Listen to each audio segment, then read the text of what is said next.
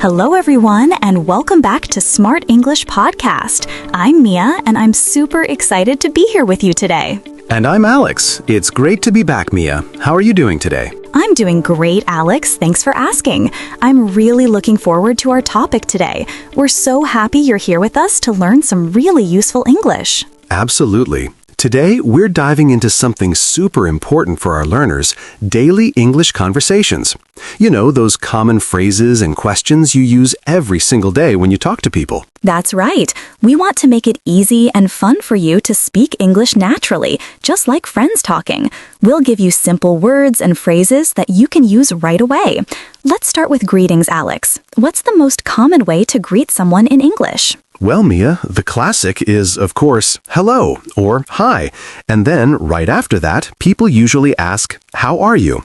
It's a very simple and polite way to start a conversation, isn't it? Yes, how are you is definitely a must-know phrase. So how can our listeners answer that, Alex? What are some easy responses? Good question. The simplest answers are, I'm good, thanks, or I'm fine, thank you. You can also say, I'm great if you're feeling really happy, or if you're just okay, I'm doing well. And it's always nice to ask back, and you, or how about you? Those are excellent. So, for example, I could say, hi, Alex, how are you? And I would say, I'm great, Mia, thanks. How about you? See, it's a nice little back and forth. Another common, more casual greeting is, what's up, or how's it going? Oh, what's up is super common, especially with friends. How do you answer what's up? Because it's not really a question about how you are, right? Exactly. What's up is more like hello or what's new. You can answer with not much, meaning nothing much is happening, or just chilling if you're relaxing.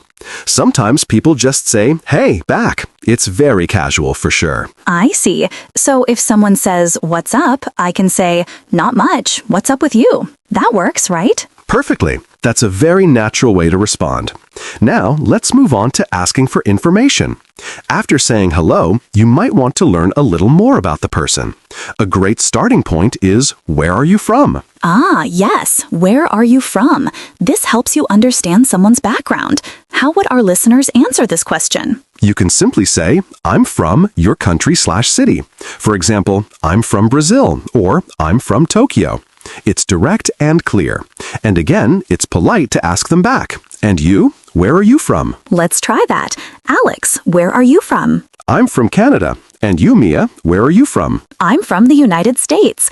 See how easy that is, everyone? Another common question to learn about someone is, what do you do? What does this question mean, Alex? That's a super important one. What do you do means, what's your job? Or what do you do for a living?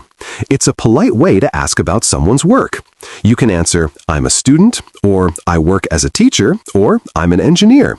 Just say your profession. So if I ask you, Alex, what do you do? I would say, I'm a podcast host and an English teacher. What about you, Mia? What do you do? I'm also a podcast host and content creator. It's so useful to know these phrases.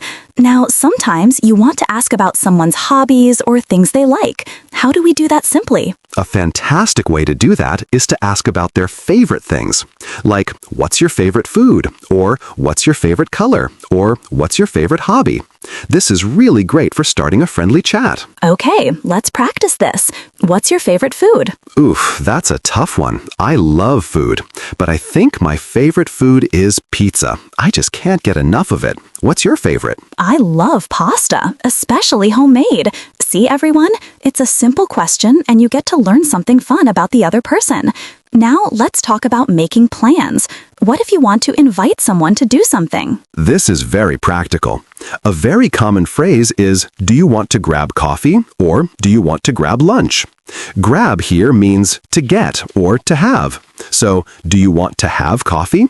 It's friendly and casual. Oh, that's a good one. Grab coffee or grab lunch. It sounds very natural. What if you want to ask if someone is free on a specific day? You can say, are you free on day of the week? Like, are you free on Saturday?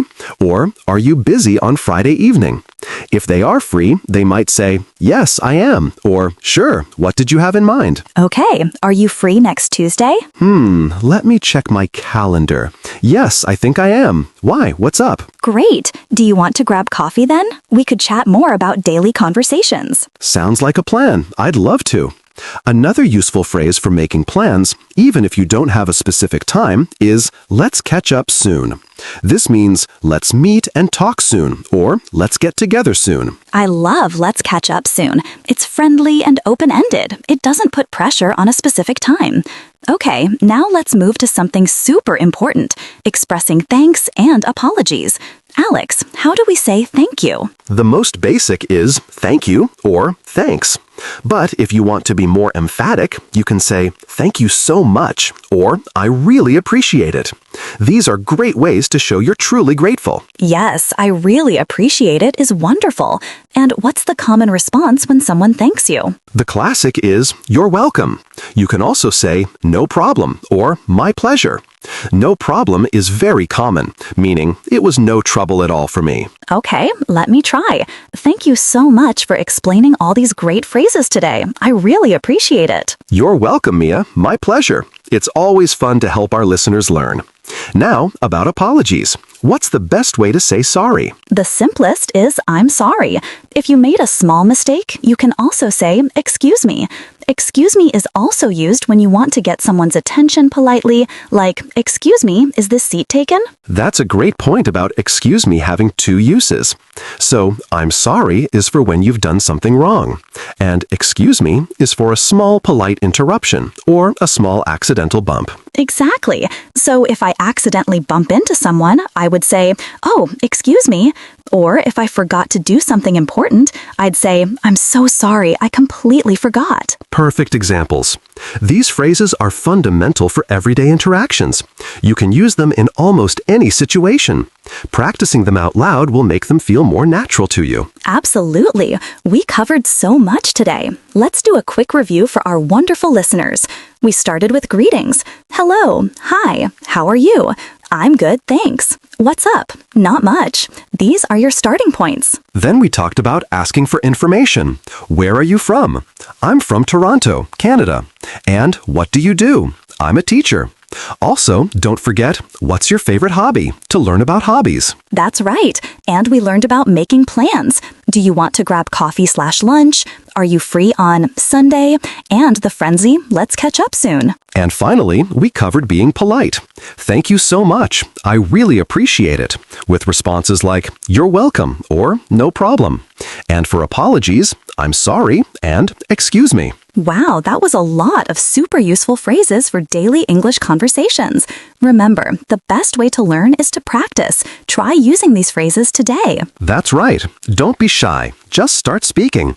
Even small conversations make a big difference in your learning journey. Thank you so much for joining us on Smart English Podcast today, everyone. We hope this episode helps you feel more confident in your daily English chats. If you enjoyed this episode and found it helpful, please remember to give us a like, leave a comment below with your favorite new phrase, and subscribe to our channel so you don't miss any new lessons. Yes, your support means the world to us. We love hearing from you. Until next time, keep practicing your English. Bye, everyone. See you soon.